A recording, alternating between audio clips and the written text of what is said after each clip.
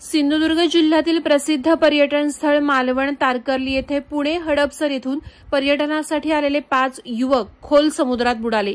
येथील 2 युवकांचा समुद्रात बुडून मृत्यू झाला तर तिघांना वाचवण्यात यश आलं। येथील एक जण गंभीर असून त्याच्यावर मालवण शहरातील खासगी रुग्णालयात उपचार सुरू आहेत।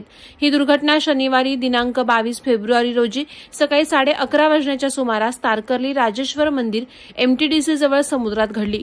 पुणे हडपसर येथील कुश संतोष गद्रे वय 21, रोहन रामदास डोंबाळे वय 22, ओमकार अशोक भोसले वय 26, रोहित बाळासाहेब कोळी वय 21, शुभम सुनील सोनवणे वय 22 हे 5 युवक 2 दिवसांपूर्वी तारकर्ली येथे पर्यटनासाठी आले होते।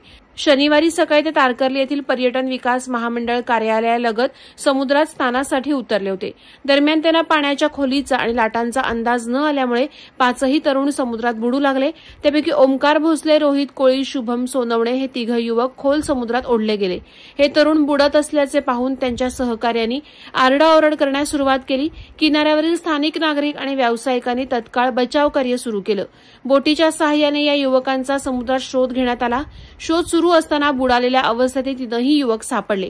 त्यांना तत्काळ किनाऱ्यावर आणत रुग्णवाहिकेतून मालवण ग्रामीण रुग्णालयात दाखल करण्यात आलं। वैद्यकीय अधिकाऱ्यांनी यातील रोहित कोळी आणि शुभम सोनवणे यांचा मृत्यू झाल्याचं स्पष्ट केलं, तर ओमकार भोसले हत्यावस्थ असून अधिक उपचारासाठी त्याला मालवणातील खासगी रुग्णालयात दाखल करण्यात आलंय। या दुर्घटनेमुळे कोळी आणि सोनवणे कुटुंबावर दुःखाचा डोंगर कोसळला आहे। वादळवारा लाईव्हसाठी न्यूज ब्युरो, सिंधुदुर्ग। नवी मुंबई व रायगड जिल्ह्यातील ताज्या बातम्या आणि घडामोडींसाठी सबस्क्राईब करा वादळवारा लाईव्ह चॅनल आणि दाबा बेल आयकॉन।